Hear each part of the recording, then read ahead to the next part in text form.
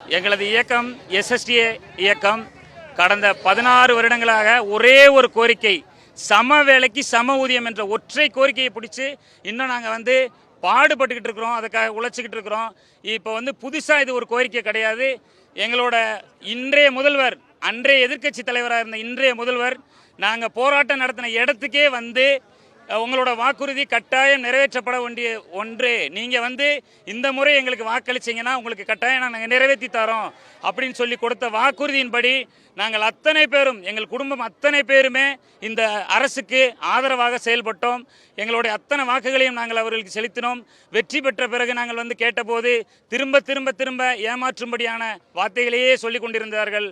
உச்சபட்சப்பட்ட போராட்டம் நடக்கும்போது குழு அமைத்தார்கள். அந்த குழுவின் முடிவை 3 மாதங்களில் தருகிறோம் என்று சொன்னார்கள். ஆனால் 3 வருடங்கள் முடிந்துவிட்டது. இன்று நாங்கள் கடைசி நிலையில் இருக்கிறோம். இந்த நிலையை விட்டால் எங்களுக்கு வேற வாய்ப்பே இல்லை. எங்களோட ஊதியத்தை தான் நாங்கள் கேட்கிறோம். திரும்ப திரும்ப சொல்றோம், எங்களோட ஊதியத்தை தான் நாங்கள் கேட்கிறோம். ஊதிய உயர்வு கேட்கவே இல்லை. எங்களுக்கான ஊதியத்தை நாங்கள் கேட்கிறோம். ஒரே பணியில் வேலை பார்க்குறவங்க 2 பேர் இருக்கிறாங்கன்னா அவங்க 2 பேருக்கும் சமமான ஊதியம் வேணும்னு சொல்லி இந்த மாநில தலைநகருக்கு நாங்கள் உட்காந்துருக்குறோம். ஐயா, ஒன்றுமே இல்லை, எங்களை கலைஞ்சு போக சொல்கிறதுக்கு நீங்கள் ஒத்த வார்த்தை போட்டால் போதும். இந்த அத்தனை பேரும் உங்களுக்கு வெற்றி விழா கொண்டாடுறதுக்கு தயாராக இருக்கிறோம். கலைஞ்சு போகிறதுக்கு ஒரே ஒரு அரசாணை, 311ங்கிற ஒரே ஒரு அரசாணையை நீங்கள் போட்டீங்கன்னா கட்டாயம் சத்தமே இல்லாமல் இந்த இடத்துல உங்களுக்கு பாராட்டு விழா நடத்திட்டு இந்த இடத்த விட்டு நேர்ந்து செல்வோம்னு இந்த தருணத்தில் நாங்கள் கேட்டுக்கிறோம். 16 ஆண்டுகளாக போராடிட்டு இருக்கோம். இந்த கோரிக்கை அரசுக்கு புதிய கோரிக்கை அல்ல. திரும்ப திரும்ப குழு அமைத்து திரும்ப திரும்ப புதியதை கேட்கிற மாதிரியே கேட்கிறாங்க.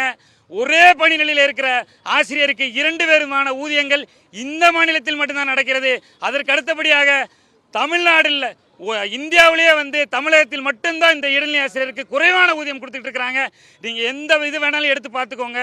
இடைநிலை ஆசிரியருக்கு கடைசி ஊதியம் தமிழ்நாட்டில் மட்டும்தான் நடக்குது. சமநீதி அப்படின்னு சொல்லி ஆட்சிக்கு வந்திருக்கிறீங்க.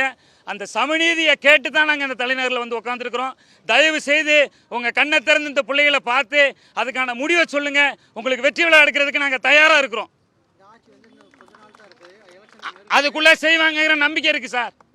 இந்த ஆட்சி முடியறதுக்குள்ள எங்களுக்கு இந்த நாங்கள் 3 நாள் போராட்டம் கூட தாங்கிறதுக்கு சக்தி இல்லை எங்களுக்கு. ஏன்னா எங்கள் வலுவை பூரா எடுத்துட்டீங்க. திரும்ப திரும்ப நாங்கள் வந்துகிட்டு இருக்கிறோம்னா உங்கள் மேலே உள்ள நம்பிக்கையில் தான் வந்துட்டு இருக்கிறோம். அதை புரிஞ்சுக்கிட்டு இந்த 3 நாளுக்குள்ள, ஏன் இன்னைக்கே போட்டால் கூட நாங்கள் சந்தோஷமாக வெளியில் போக தயாராக தான் இருக்கிறோம். இன்னைக்கே அந்த ஆர்டரை கொடுங்க. 311 தேர்தல் வாக்குறுதியை நிறைவேற்றுங்க.